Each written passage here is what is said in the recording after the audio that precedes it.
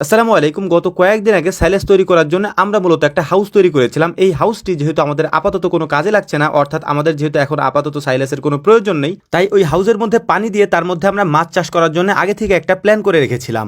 আমরা মূলত প্রথমে এই হাউসের মধ্যে কিছু তেলাপিয়া মাছ ছেড়ে তারপর পরীক্ষা করার চেষ্টা করব যে এটার মধ্যে মাছ আসলে বাঁচে কিনা। যদি আলাদাভাবে কোনো অক্সিজেন দেওয়া ছাড়া এটার মধ্যে মাছ বাঁচে অথবা মাছ পালন করা যায়, তাহলে আমরা কোনো অক্সিজেন দেওয়া ছাড়াই এখানে বাণিজ্যিকভাবে কিছু মাছ চাষ করার চেষ্টা করব ইনশাআল্লাহ। সেই হিসেবে গত কয়েকদিন আগে আমরা এই হাউসের মধ্যে পানি দিয়ে রেখেছিলাম এবং পানিটা যখন একটু স্থির হয়েছে তখন আমরা চিন্তা করেছি যে এটার মধ্যে এখন মাছ দেওয়া যায়, তাই মাছ দেওয়ার জন্য আমরা মাছ সংগ্রহ করার জন্য বেরিয়ে পড়েছি। এখন অনেকেই হয়তো বলতে পারেন যে মাছ তো আপনাদের পুকুরেই আছে, তাহলে আপনারা কোথায় যাচ্ছেন? মূলত আমাদের পুকুরে ছোট কোনো মাছ নেই, তেলাপিয়া মাছ তো একেবারেই নেই। এজন্য আনিস ভাইকে বলেছিলাম কোথাও থেকে তেলাপিয়া মাছ সংগ্রহ করা যায় কিনা, যেহেতু আমাদের অল্প মাছ লাগবে, যেহেতু আমরা হাউসের মধ্যে ছাড়বো, এই জন্য এই অল্প মাছ কোথাও থেকে অর্ডার দিয়ে আমাদের আনাটা সম্ভব না। তো আনিস ভাই বললেন যে তার বন্ধুর মামাদের পুকুর আছে, তো সেখান থেকে আমরা এই মাছগুলি সংগ্রহ করতে পারবো। তিনি তার সাথে কথা বললেন, তো আমরা এখন সেখানেই আছি আলহামদুলিল্লাহ। তো আমরা মূলত এখানে এসেছি তেলাপিয়া মাছ সংগ্রহ করার জন্য অথবা তেলাপিয়া মাছের বাচ্চা সংগ্রহ করার জন্য, কিন্তু এখানে তেলাপিয়া মাছ তেমন একটা আমরা পাইনি। প্রথম খেয়ে একটা মাত্র তেলাপিয়া মাছ আমরা পেয়েছিলাম। এরপরে বেশ কিছু খাওয়া দেওয়ার পর আমরা দেখলাম যে সেখানে মাছ উঠতেছিল, দেশি মাছ, এবং এর মধ্যে আমরা বলি রয়না, তারপর হচ্ছে যে আপনার ফলি, তারপর তেলাপিয়া,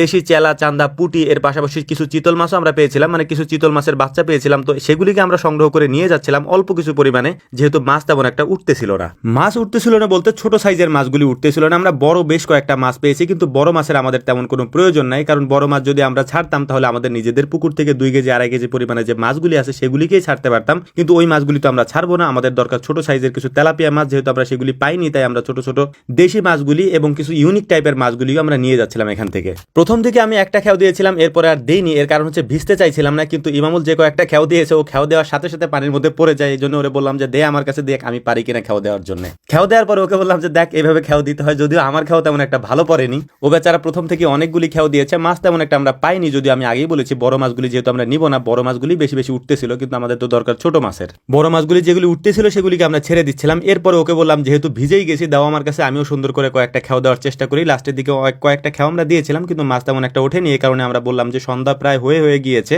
আমাদের এখানে আর থাকা যাবে না, দ্রুত আমাদেরকে চলে যেতে হবে, কারণ এই মাছগুলিকে নিয়ে আমাদেরকে হাউসের মধ্যে ছাড়তে হবে। তো যাওয়ার সময় আনিস ভাইদের বাড়িতে আমরা গিয়েছি, এখান থেকে মূলত আমরা কিছু কচুরির পানা নিয়ে যাব। এই পানাগুলি হচ্ছে মূলত আমাদের বড় পুকুরে দেওয়ার জন্য আমরা নিয়েছি এবং পরীক্ষা করার জন্য এগুলি গ্রাস কাপ মাছে খায় কিনা। যদি খায় তাহলে এই পুকুরের সমস্ত পানাগুলি আমরা নিয়ে যাব।